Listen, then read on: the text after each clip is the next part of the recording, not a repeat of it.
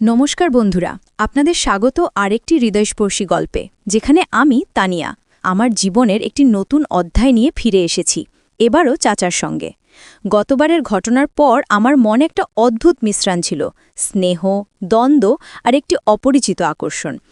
আজ আমি আপনাদের সঙ্গে শেয়ার করব একটি নতুন স্মৃতি, যেটা আমার জীবনে আবার চাচার সান্নিধ্যে ফিরে এসেছে। শীতের শুরুতে, নভেম্বরের শুরুতে আমার পরিবার আবার একটি ছোট পারিবারিক অনুষ্ঠানে বাইরে যাওয়ার পরিকল্পনা করেছিল। এবার আমি আর বাড়িতে একা থাকতে চাইনি, কিন্তু পরিস্থিতি আবার একই রকম হয়ে গেল।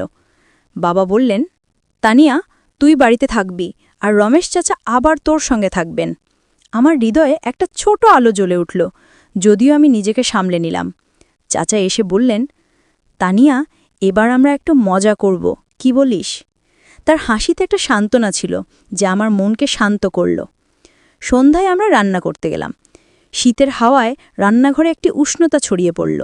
চাচা বললেন, তানিয়া, আজ একটু গরম স্যুপ বানাই, তোর হাতের স্বাদ আমি চেখে দেখব।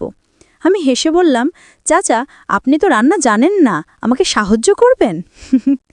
তিনি মজা করে বললেন, আমি তোর সঙ্গে শিখব, তুই আমার শিক্ষক।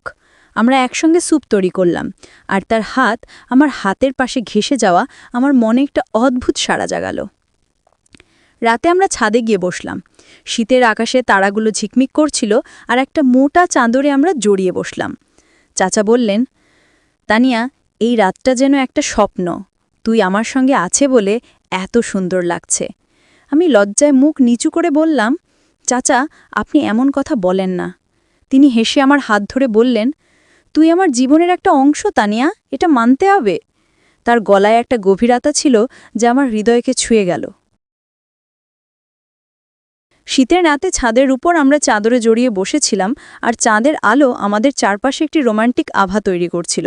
চাচা আমার দিকে ঘুরে এলেন, তার চোখে একটি অগ্নিশিখা জ্বলছিল। তিনি বললেন, তানিয়া, তোর চোখে আজ একটা নতুন আলো দেখছি, যেটা আমার হৃদয়কে পুড়িয়ে দিচ্ছে। তিনি আমার চুলের একটি চুলি ধরে ধীরে টানলেন, আর তার আঙুলগুলো আমার গলার দিকে নেমে এলো, যেখানে আমার ধুকফুকি বেড়ে গেল। আমি কাঁপা গলায় বললাম, চাচা, এটা কেন হচ্ছে? আমি ভয় পাচ্ছি।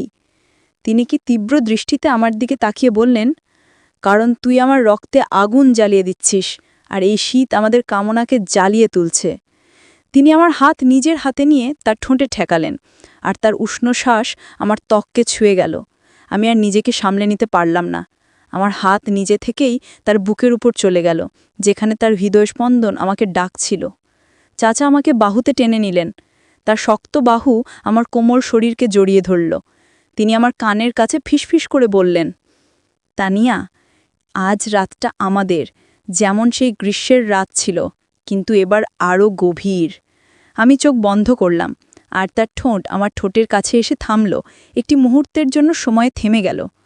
তারপর তিনি আমার ঠোঁটে একটি উত্তপ্ত চুম্বন ফেললেন, যা আমার সমস্ত সংযম ভেঙে দিল। আমার হাত তার চুলে আঁকড়ে ধরল, আর তার হাত আমার কোমরে চাপ দিয়ে আমাকে আরও কাছে টেনে নিল।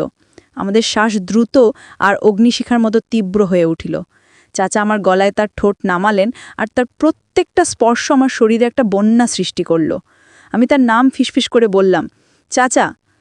তিনি আমার চিবুকে হাত রেখে আমার চোখে তাকিয়ে বললেন, তুই আমার শীতের ফুল, তানিয়া, যেটা এই ঠান্ডায়ও আমাকে পুড়িয়ে দিচ্ছে। তিনি আমার নাইটির ওপর হাত বোলাতে শুরু করলেন, আর আমি তার কাছে সম্পূর্ণ আত্মসমর্পণ করলাম। আমাদের শরীর একই অপবের সঙ্গে মিশে গেল, আর চাদর আমাদের চারপাশে একটি প্রেমের আবরণ তৈরি করল। চাঁদের আলোয় তার চোখ জ্বলছিল, আর আমি তার বাহুতে হারিয়ে গেলাম, যেন পৃথিবী আর আমাদের জন্য অপেক্ষা করছে না। সেই রাত আমাদের জন্য একটি অমর আগুন হয়ে উঠল, যা আমরা কখনো ভুলতে পারব না। কিছুদিন পর আমার মনে হতে লাগলো, এই সম্পর্ক আর এগোতে পারে না। আমি চাচাকে বললাম, চাচা, আমাদের এই মুহূর্তগুলো সুন্দর, কিন্তু আমি এখন নিজেকে সামলে নিতে চাই। তিনি চুপ করে আমার হাত ধরে বললেন, তানিয়া, তোর সুখই আমার জীবন, যা তুই ঠিক বুঝবি। আমরা সেই রাতের পর থেকে বন্ধুর মতো থাকলাম, আর আমার মনে শান্ত ফিরে এলো। তো বন্ধুরা, এই গল্পটি কেমন লাগলো? কমেন্ট করুন, লাইক করুন, আর শেয়ার করুন। ভবিষ্যতের গল্পগুলোর জন্য চ্যানেল সাবস্ক্রাইব করতে ভুলবেন না।